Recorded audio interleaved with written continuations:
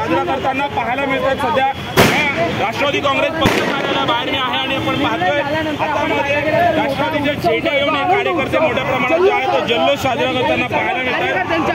आज आपण पाहिलं तर निवडणूक आयोगाने ऐतिहासिक असा निर्णय जो आहे तो राष्ट्रवादीसाठी दिलेला आहे।